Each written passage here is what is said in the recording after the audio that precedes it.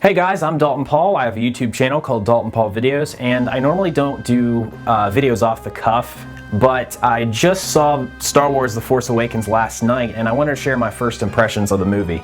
I remember I used to talk about Episode 7 with my friends as a kid, and we were always like, oh, it'll probably never happen, but imagine how awesome it would be if you saw Luke Skywalker as a Jedi Master, and Han and Leia married, and things like that. We always used to talk about it. But the day is here. Last night I saw Star Wars Episode 7, The Force Awakens, and this is directed towards other people who have seen the film, so if you have not seen it yet, do not continue farther. There are going to be a ton of spoilers. I'm going to talk about pretty much everything. So how did I feel about it? Well, actually, I'm not entirely sure.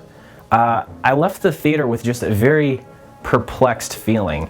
I was just exhausted, really, and not because it was so late, but just I feel like the movie took me through a lot, and I had to process a lot of information, and I'm not really sure how I feel about it, but I'm going to attempt to break it down piece by piece. I've seen a lot on the internet, people like myself discussing the movie and sharing their first impressions, and a lot of people are saying that they basically remade A New Hope, but with new characters in addition to the old characters.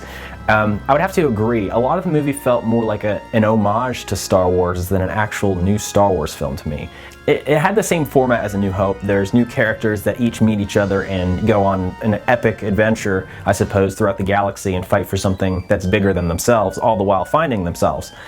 So that's always been kind of a theme in Star Wars, but it was so much like A New Hope. I don't know how I really feel about it. I did like the new characters, I can say that. I really liked Rey, Poe, Finn, all the new guys. I really enjoyed them. However, I felt that the characters weren't fleshed out enough, if that makes sense. I felt that they didn't flesh out Finn's story enough. We only saw a glimpse of his life as a stormtrooper in that, the troubles that he was feeling inside, that struggle of doing his job, but the morality behind it and that he didn't agree with the First Order. It was like less than 5 minutes, I think, they were on the subject. And then all of a sudden he decided to take off. And in the process of taking off, that's when he met Poe. The way they met, it was just so brief, but instantly they became like best friends, it seemed. That's one concern. I did like Poe. I liked that he was kind of sarcastic with Kylo Ren in the beginning scene. That was really cool.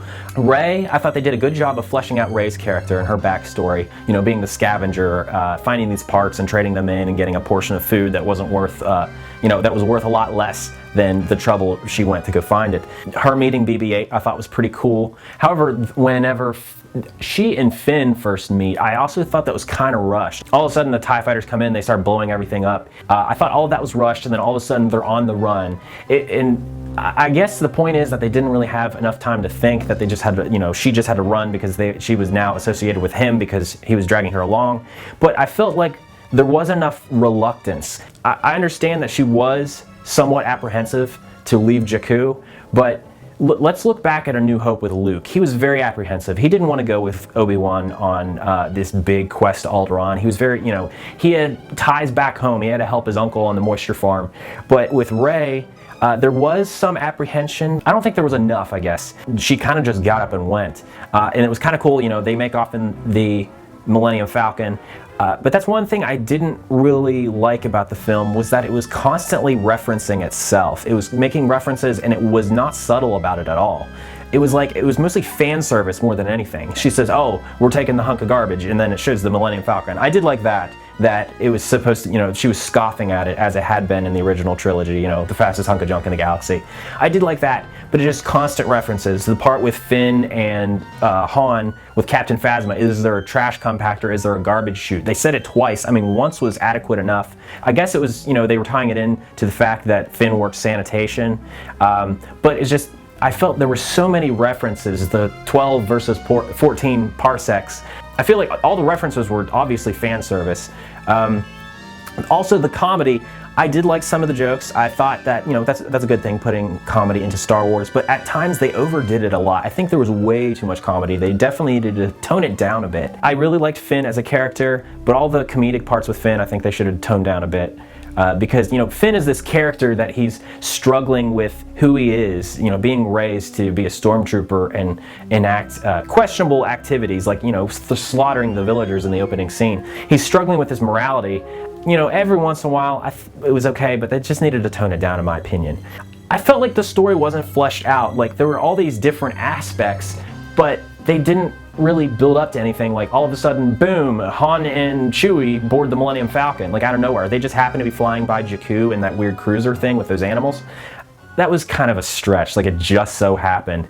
It should have happened maybe later in the movie, or maybe they should have talked about how he was hunting down the Millennium Falcon and he tracked it to Jakku or something like that. But it was just like, boom, here's Han and Chewie. Hey guys, started plotting. I felt like, you know, that was fan service. The trench run, obviously, that was an homage to the trench run in A New Hope when they were on Starkiller Base flying down. It seemed mostly like an homage to Star Wars than an actual Star Wars film. And there were also a lot of things I thought were kind of out of place. Like the CGI, it was good.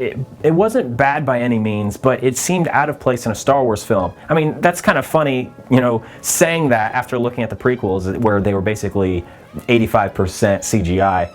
I did like that Han was kind of being hunted down by two different gangs, you know, that he owes people some money, that basically Han is still the same old Han getting into trouble. I did like that. I thought that was pretty cool. One thing I have to say is Chewie could have looked a little better, in my opinion.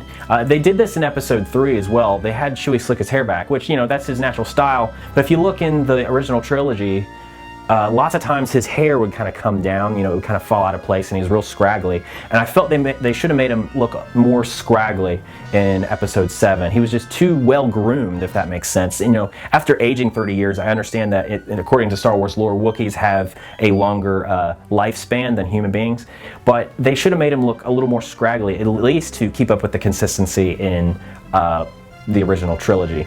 I really liked Kylo Ren. I have to say, Kylo Ren was pretty awesome.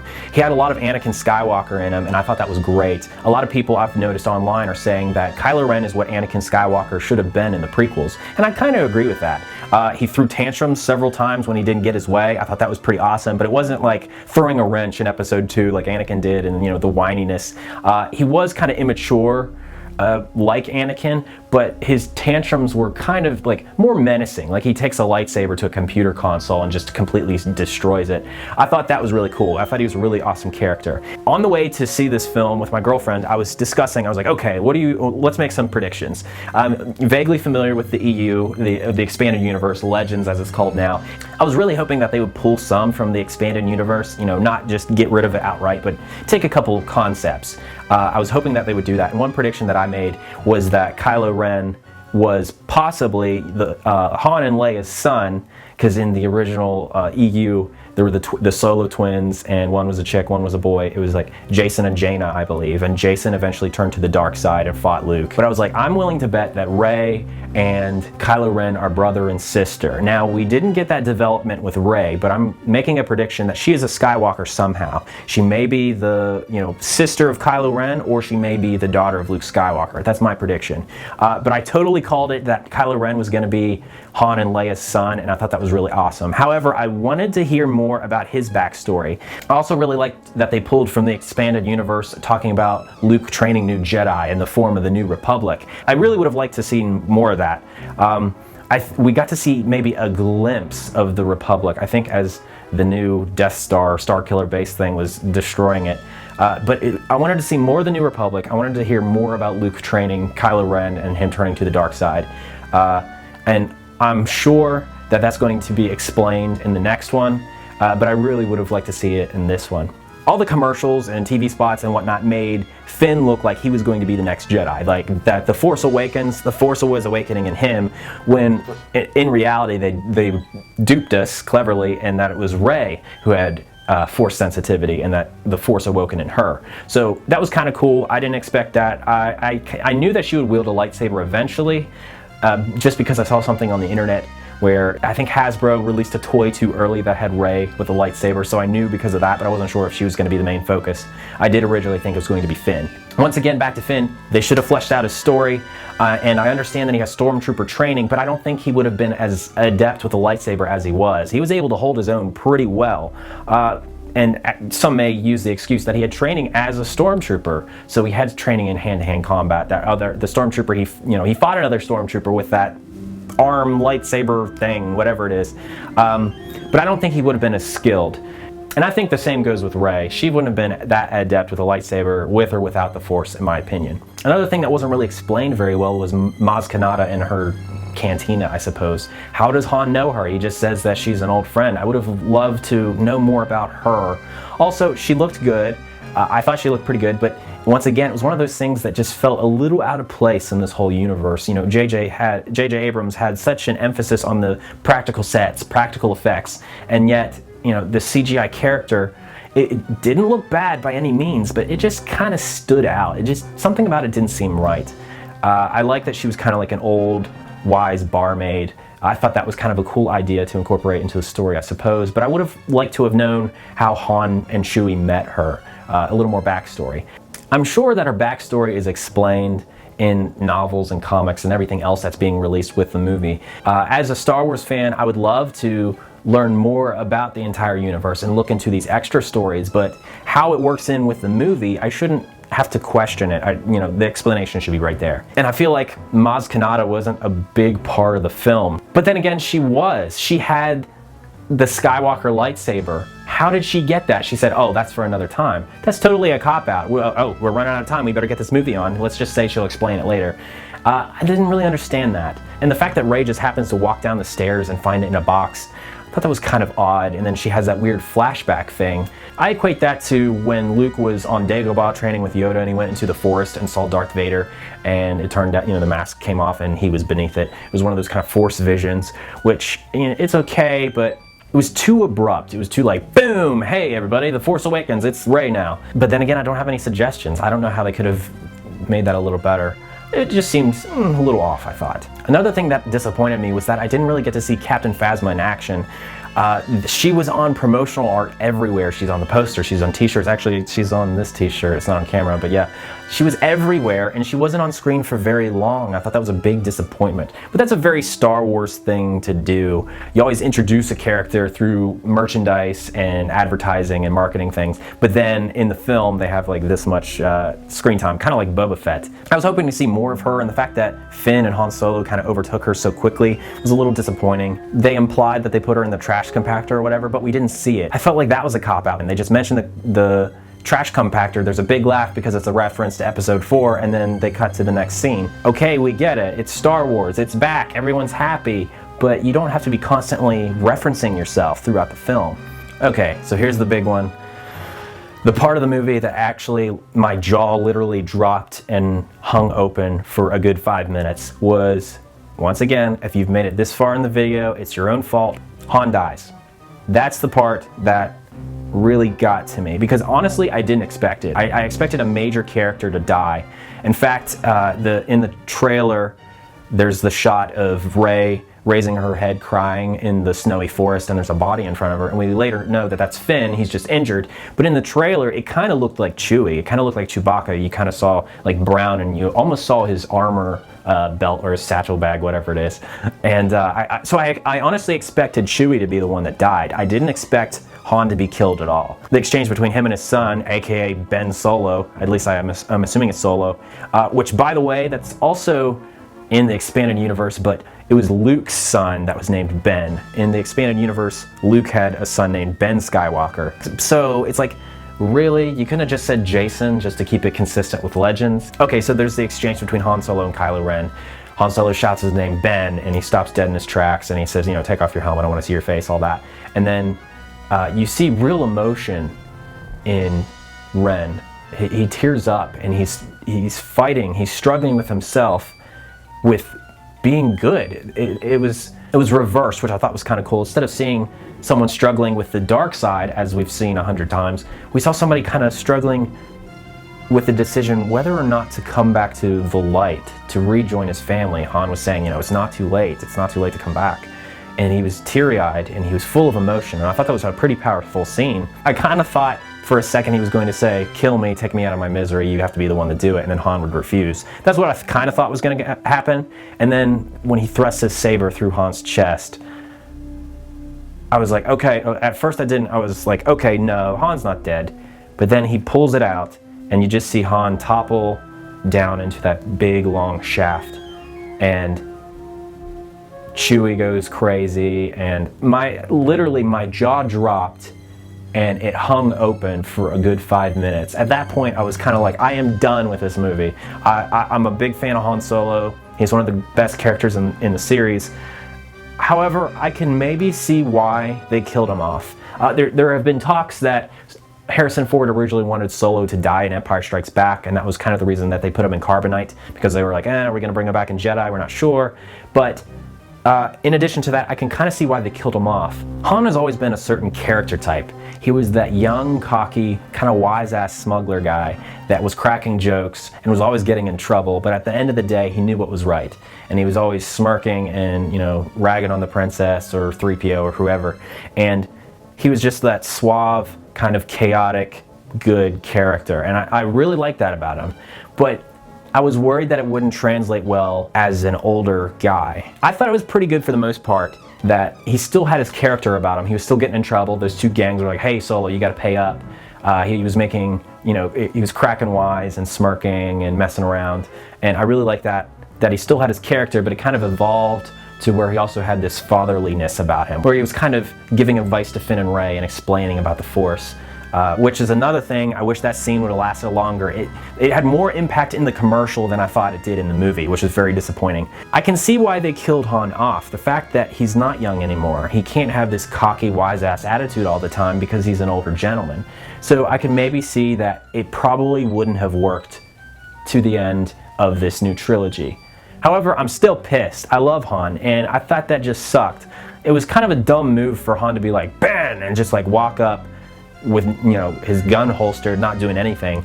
At the end of the day, I'm super disappointed, but I can maybe see why they would do that. Another thing I want to talk about is Supreme Leader Snoke.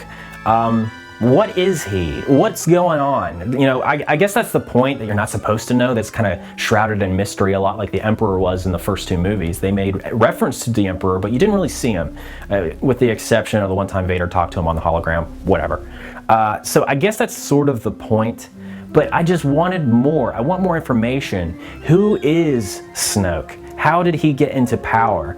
How was the First Order formed? How was the New Republic formed? There's so many things that I want explained, and I understand that they'll probably go into more detail in the next two films, but I felt like all these plot elements just weren't tied together, that they had a lot of good ideas, but they didn't know how to tie it all together or to flesh it out. Or maybe they just simply didn't have enough time. I don't know. At the end of the day, I'm very confused about how I feel about The Force Awakens. And honestly, last night when I went to go see the film, I told my girlfriend that I felt I wasn't ready. I forgot to study for the big test. I don't know how to describe it. And then afterwards, it was so exhausting. It was Star Wars, but at the same time, there were elements that didn't feel like Star Wars. They didn't take risks in some areas, and they took risks in other areas, and they paid off. The CGI stuff, it was okay, but by all means, it was good. It would be good in any other film, but for some reason it felt out of place in The Force Awakens. There were a lot of plot holes, I thought. A lot of things that just didn't make sense.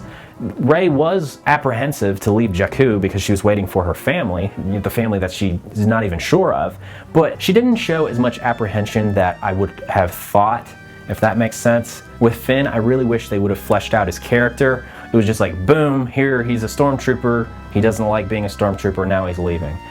Okay, but I wanted the build-up. I wanted to see him in a variety of situations that tests his morality, other than just the first scene. With that being said, I thought everybody did a great job. The new actors are really good. If there's any faults, it's definitely not with the actors, it's with the writing. And the writing is not even terrible. It's just, I thought, too many comedy elements, way too many references to Star Wars. I may make a Star Wars reference every 30 minutes, but I don't want Star Wars references in Star Wars unless it's furthering the plot somehow, or if it's done well. Han, it killed me to see him die and fall off that weird walkway, which, by the way, I feel is extremely reminiscent of Indiana Jones. I'm not sure which one, but it's the one where they, it's the painting. It really killed me to see Han die, but at the same time, I feel like it could have been necessary. But As a whole, I'm not sure. I'm not sure about The Force Awakens. Granted, I've only seen it once, and this movie is huge. It's doing very well from what I've heard. It's not even been 24 hours, but I'm gonna have to watch it a few more times before I have a definitive opinion on this movie. So yeah, those were my first impressions of Star Wars The Force Awakens. I've been looking forward to this for a very long time, but ultimately, I'm leaving from this experience very confused. I'm not really sure where I stand. I'll have to watch the film a couple times more to really have a definite opinion on it. There's probably a lot more that I wanted to talk about or simply forgot to mention, but as I said, you know, this movie is going to be around forever. People are still talking about the original trilogy that, you know, started in 1977. So it's not going anywhere. I have time to analyze it and critique it as much as I want. But at this point, these are just my first impressions. I'm not quite sure how I feel about the film just yet. But I'd love to hear your opinion, so if you guys want to discuss some of the movie elements in the comments below, that'd be awesome. Please give me a like, share, subscribe. That'd also be awesome. If you don't like this video, give it a thumbs down because this is a free country the last time I checked. So yeah, thanks for watching. I'm Dalton Paul. Check out some of my other videos, and may the Force be with you.